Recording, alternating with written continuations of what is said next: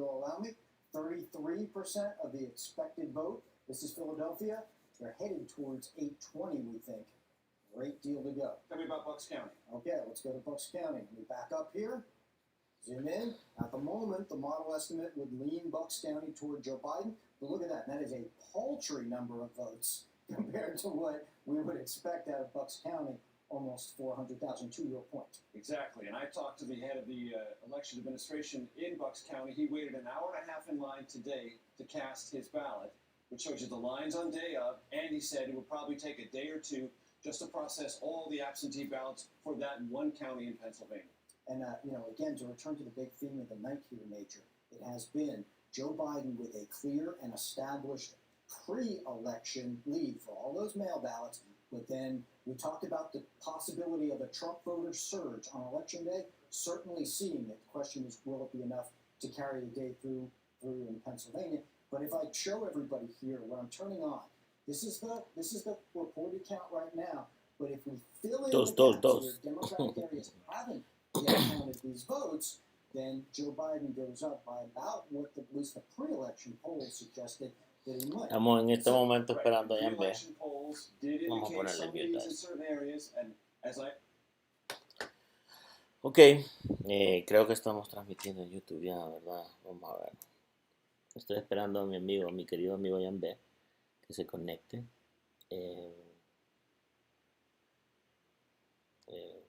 Vamos a ver YouTube.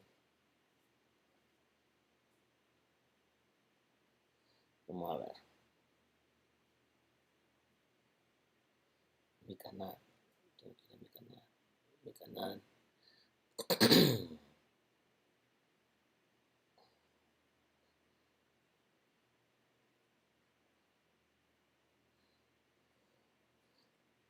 Sí, ahí estamos, pues. Estamos en vivo. Pero no me escucho.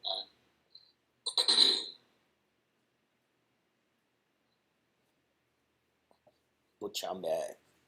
Yo le hago que una mira ahí gordo. Sí, ahí estamos, pues. Estamos en vivo. Pero no me escucho.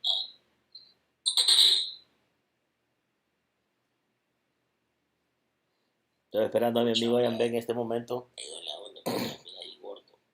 En este momento, por ejemplo, miren, le acabo de decir a Yambe que se conecte por Skype. Pero no me hace caso. Porque la idea...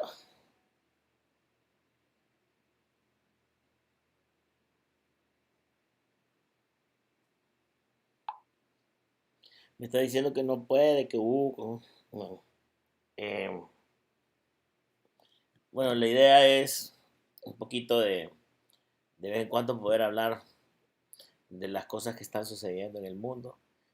Aquí voy a tener esta pantalla atrás que nos indica, vamos a buscar diferentes cosas que ver. Ahorita estoy viendo CBS, las noticias de cómo está la cuestión y así está. Entonces, no sé. Bueno, hasta ahorita lo que he podido captar es que Joe Biden va ganando con 165 electoral votes. Según entiendo, tiene que llegar a 270, una cuestión así. Ok, ¿cómo llegarían a esos 270? La cuestión es bien rara, porque ellos van sumando puntos por estado, ¿verdad? Entonces no importa que todo el mundo votó por cierta persona, los puntos por estado son los que cuentan. Entonces esos puntos por estado son los que dan al ganador. Entonces, hasta ahorita la situación va así. Y vamos a ver qué me contestó Yambe. Tal vez se conecte él conmigo aquí. Si no, vamos a tener que probar. Dale, pues, ok, va por Skype. Vamos a llamar a Yambe. Así que, miren, también lo que puedo hacer es que creo que aquí mismo, en este archivo, puedo tener una página. Perdón. No es eso. Esta es la A and B, miren. Esta es la página ahí donde vamos a poner A and B. Esta es mía. Esta es que necesito una donde... Esta, ¿ves? Esta vamos a tener aquí.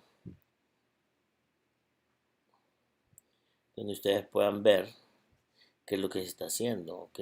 Entonces aquí voy a compartir browser source. Add. Done. Entonces aquí va a estar el browser. Entonces, pero ¿dónde? ¿Qué browser es? ¿Este? ¿O no? Bueno, vamos a ver. La cosa es que en este momento voy a llamar a mi querido amigo Jan B. No sé si está en línea.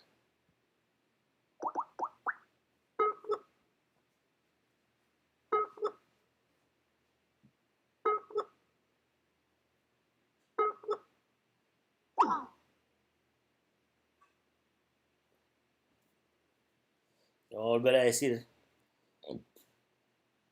que ya estamos en el Skype. Espérenme, déjenme ponerme. Ok, voy a volver a decir que ya estamos en Skype.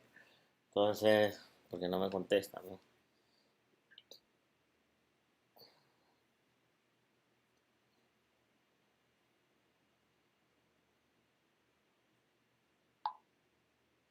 Ponete vivo. Vamos a ver. Y si no, vamos a intentar llamar a alguien más. Entonces, según veo, va a 175 Joe Biden a 111 de Donald Trump. Pero hay un montón de estados que todavía no se han contado, que esos van a ir sumando a medida que vaya pasando la noche. Y me imagino que son los que van a hacer la diferencia.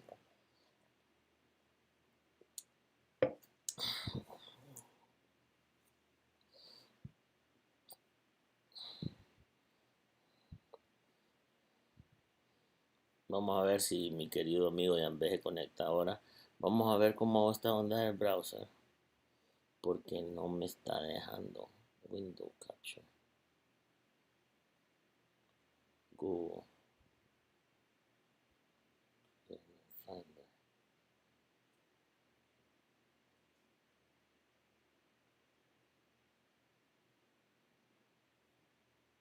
Done. ¿Pero dónde? Delete. Ok. Entonces, aquí donde pueden ver este relajo que me tengo yo aquí. Estoy tratando, pero creo que esta onda es Safari. Creo. Aquí está. Aquí es donde voy a poder buscar. Entonces aquí vamos a tirar el WhatsApp para que ustedes lo puedan ver que aquí me estoy comunicando con mi querido Yanbe.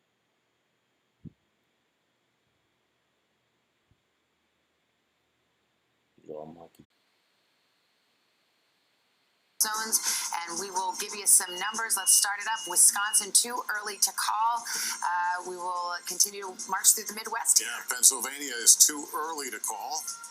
In Virginia, it's too early to call, but Vice President Joe Biden does have a lead there. In Minnesota, too early to call. We'll continue to keep our eye on what happens there as we've had dueling predictions on this set tonight. Yeah, too early to call in Maine. Arizona, one we're watching very carefully right now, is too early. Biden seems to be leading there. Yeah, we're kind of frozen in the votes that have come in Arizona. We're waiting for more. In Iowa, too early to call. That's how the race shakes out at this moment. And in Nevada, it is too early to call, waiting on votes there. Same story in Montana, too early to call. Let's look at where we are on this road to 270 right now. You can see Biden leading with 192 to 114 for Donald Trump. 270, the magic number, that's the prize. We were hearing about paths, and I heard Chris Coons claim, oh, they still have a lot of paths to 270. These paths are narrowing right now, and I want to look. We have the real map, and you'll see here faded blue, faded red are where I've manipulated it. I'm putting them where they're leaning now. So North Carolina and Florida and Texas, I'm putting in Trump's column. Arizona, Nevada, I'm going ahead and I'm putting some of Maine and some of Trump in that column. So I just want to show you where we are, and you start to see here how narrow this is. So let's assume here that Biden can hang on to Minnesota, Wisconsin, and Michigan. These are the three states he had 5+ point leads in. See his electoral vote number there, guys? Sitting at 265. And this is making some assumptions here. I'm just, now you see that If Georgia doesn't come through, if Iowa, now any of these three can put them over. Iowa could, but I think Iowa's going to tilt Trump. Georgia, we're waiting on Atlanta. I'm not ready to classify that. But look what it comes down to. Scranton. Well, we decided decided Scranton says better than Pennsylvania, because you got to kind of do it like that. But I'm just saying the paths have narrowed for everybody. We are looking at a close election, and this feels a little bit like 2004 meets 1976. For those of you thinking about presidential elections, both of them were close races, and both of them were races that took us a long time to call. And Michigan may not come in until Wednesday night or Thursday, according to the text I just got from Democrats there. Okay, so it's all over, but the counting could take a while. We need to roll up our sleeves. Yes. I'm just saying, we're getting close to midnight. Maybe the coat comes off. Maybe we roll up the sleeves. Maybe we get the pencils out. We got a lot of adding to do. After midnight's when Chuck gets loose, so watch out. You don't want to see that, folks. Let's go to Kristen Welker. She's at Biden headquarters. How are they feeling? Are they sweating it? Well, look, they are certainly watching a couple of these states quite closely, and I think one is Arizona. One person close to the campaign telling me they feel encouraged by Arizona, because if he wins Arizona, then he doesn't necessarily need to win Pennsylvania. But as Chuck just mentioned, these paths are really narrowing. So if Biden wins Arizona, then he has to have a sweep of those Midwestern states. He has to hold on in Michigan, in Wisconsin. He cannot afford to lose any of those states. That's why you saw Biden barnstorming those states in the final days of this campaign. But where did he spend his most time? In Pennsylvania. Where was he today? In Scranton. That's, of course, the place where he was born. He visited the place where he grew up. And so it becomes so critical that the Biden campaign gets the type of turnout that they were pushing for in the suburbs, in the area, in and around Philadelphia, that the African-American turnout is strong, because it wasn't what it needed to be back in 2016. And so that is why Biden visited Pennsylvania more than any other swing state, 14 times. Now, we can't overstate this enough. The counting of those mail-in ballots is just beginning in Pennsylvania, and so they are urging everyone to be cautious and to brace for what could be a days-long process of counting these votes, but they say they're going to do it. They say they are going to count every vote. Now, some Democrats have privately been quite critical of Biden's strategy. They've said he hasn't been aggressive enough, that he's been too cautious. Of course, he's been campaigning against the backdrop of COVID. I put that question to one of his campaign officials earlier today. Were they concerned that he wasn't out enough in a place like North Carolina and in Georgia, which we see now are just so incredibly tight? This official said, no, look, we feel confident that we left it all out on the field. Biden reiterated that, but undoubtedly some Democrats are looking at this map and they are thinking quite seriously about that. But at this hour, again, there is still optimism within the campaign. All right, Kristen, thank you. Let's turn to Trump campaign senior advisor Corey Lewandowski, who joins us now. Corey, you've been through this before. You were there in 2016. There's a lot for you to like on this map, and there's stuff to give you pause, namely Arizona, which is leaning Biden at this hour. How are you feeling about your chances? Honestly, we're very cautiously optimistic. But that being said, if Joe Biden wants to become the president of the United States, he has to defeat Donald Trump in a series of states. And one state isn't going to be enough. Look, Donald Trump had an enormous victory tonight in the state of Florida. He's up over 400,000 votes in what has historically been the battleground of battleground states. And let me just remind the viewers that the last 6 people who won the state of Florida went on to become the president of the United States. So we feel very good about where we are right now. We feel very good about the campaign that we've run, and we look forward to having all the votes counted. Are we going to hear from the president tonight, win or lose? Well, look, I think it's still very early in the evening. If you guys remember, 4 years ago, I don't think the AP officially called the race till sometime after 2:30 in the morning, and then the president spoke sometime around 3 a.m. So, look, obviously, the AP is the final arbiter of where the race stands. They're still very early in this race, so I think it'd be premature as we sit here right now in the 11:30 hour to think about having anybody come down and call anything. Oh, that's not suggesting calling, but I was wondering if we would hear from him at some point. Yeah, I don't think that's been determined yet. I think we're going to wait and see some more of the results as they come in. But I can tell you, as we sit here right now, we're very comfortable knowing that we're going to win in the state of Texas. We have won the state of Ohio. We've tracked this very, very closely. I know the network's uncomfortable in calling some of these states, but we feel very comfortable with our position in Georgia, our position in North Carolina. And as we continue to go through this exercise, we know that the message that Donald Trump has given the American people over the last 4 years is resonating, and that's why he's continuing to win.